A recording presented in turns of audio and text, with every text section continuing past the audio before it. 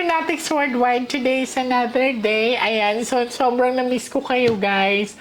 Alam ko madami nagtatanong kung bakit wala akong upload. Sobrang dami ko talagang ginagawa ngayon.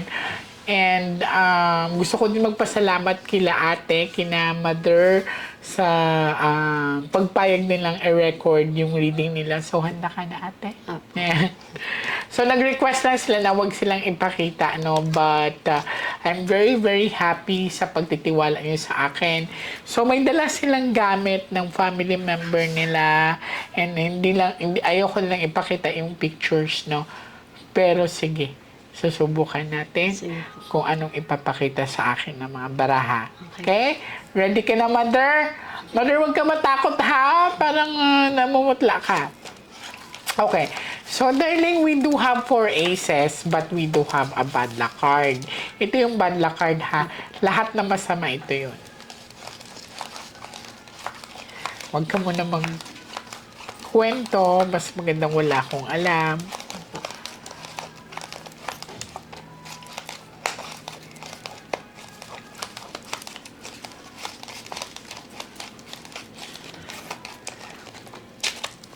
Now, darling, I want you to focus.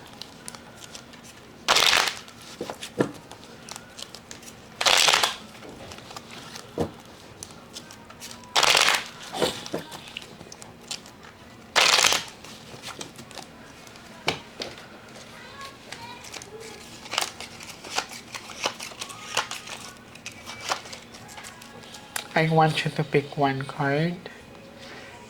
Get it, please. Thank you. So, this is you. I'm hoping that this is a red card. This is your aura, ha?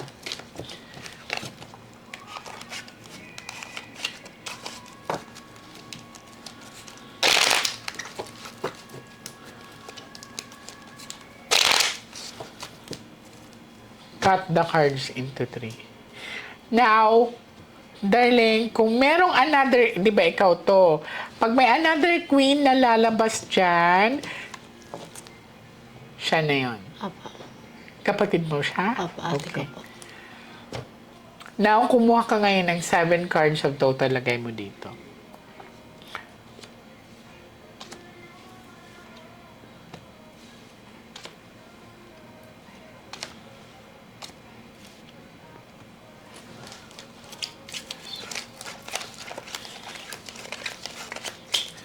So, ikaw to. Ikaw yan, ha? Nice. Oh, okay. So, dito sa pinapakita ng mga baraha, darling, may pagdadalawang isip kayo sa nangyari sa kanya.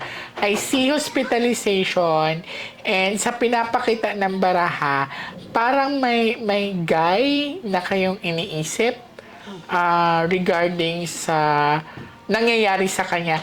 Kasi ang pinakita sa akin, it's about sickness and hospitalization. Since na 2 hearts kasi to, ang taas ng chances na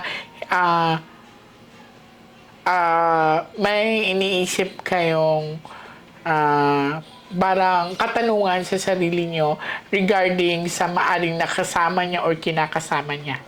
Okay? Pero titingnan natin kung meron talagang basis ang nararamdaman nyo.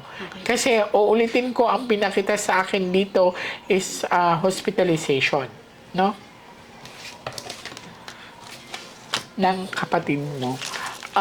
Since na madami kasing red card dito, darling, isa din sa mga reason kung bakit parang humina ang katawan niya or ayaw niya lumaban, mapapansin mo yung 8 of diamond, parang ayaw niya magpagastos. Yun bang ayaw niya magpabigat na, parang iniisip niya na parang ang laki na ng sakripisyong ginagawa ninyo. Okay. Cut the cards into 3.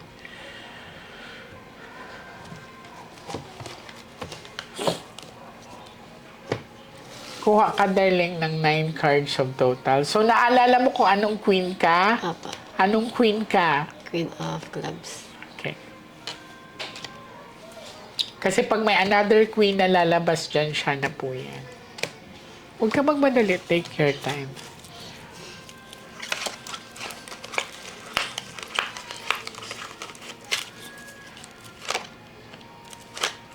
8. Oh, okay.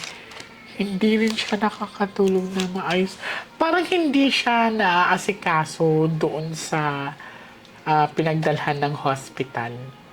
Ang sabi dito sa baraha, flower, actually hindi pa siya nakakatawid, no? Ang sabi dito sa baraha, pati yung partner niya, naghihinalang, binabarang or kinukulam siya. So, ang partner niya ay lumalapit din sa iba't ibang manggagamot para to have a protection. Yun ang sinasabi ng bara. Pero kung ako ang tatanungin mo, based on the cards, hindi siya masyadong natutukan doon sa hospital na pinagdalhan niyo. Saan hospital? Hospital po. Actually, 2 hospital po yun. Galing po siya ng transfer namin siya sa... Tapos binalik po namin siya sa... Okay. Bakit na transfer? Kasi doon nga hindi po siya naasikaso. Natatagalan po kami sa... Tapos, kahit pa paano may konting ipon naman, nag-try kami sa... And then sa... Siyempre medyo mahal po kaya nag-decide na lang din po yung family namin na ibalik siya ng... Hindi siya naayos pag sa hospital B. Yun ang sinasabi. Tapos yung partner niya ay lumalapit sa iba't ibang parang maaring albularyo or manggagamot kasi parang naghihinala siya na may gumagawa sa partner niya. And last 12 cards.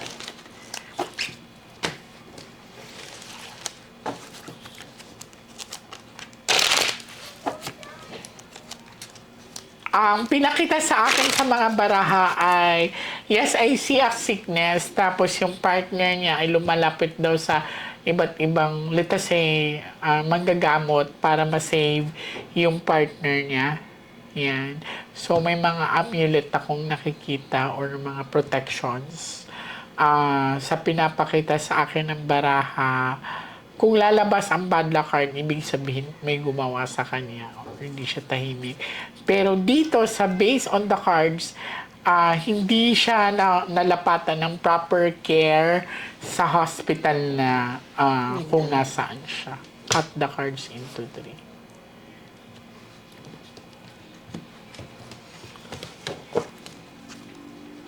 So, kuha ka, darling, ng last 12 cards of total.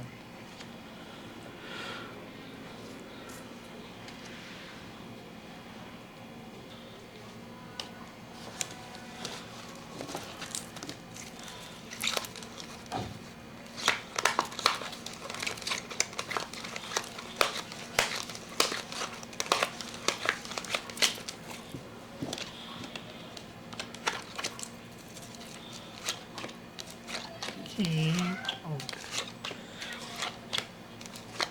Pwede na siya. Okay. Ano nga to? Ace of Heart, darling. This is a representation of walang barang, walang kulam, walang palipad hangin. It's a natural sickness po. It so happen lang na hindi or let's say maaring yung cure na kailangan niya sa hospital hindi talaga natutukan. Kung manonood kayo ng vlog ko, this one, darling, representation of magaan, happiness and love, life, peace. So, mahal kayo. Ayaw din niya talaga magpabigat sa inyo. Okay? Ayaw niya magpagastos na malaki. Tapos, I don't know kung nangyari sa partner niya or whatsoever. So, ito ay malinis naman. Ace of Heart po ito. Okay. Uulitin ko, pinakita ko sa inyo ang dalawang baraha. Diba? Yung bad luck card, yung Ace of Speed. Pag lumabas po yun, ay ibig sabihin, hindi natural ang pagkamatay niya or may gumagawa sa kanya. Pero dito, it's a natural sickness talaga. Actually, biglaan din. Parang bigla ding bumigay ang katawan niya. Biglang umimpis, tas biglang, alam mo yun, ipanatag niyo yung kalooban niyo. Ang pasalamat lang natin. Natural death siya. Yes. Nakuha. So, maraming salamat po. Sana makabalik kayo ulit na sa sarili niyo naman. Okay? Maraming salamat po sa inyo.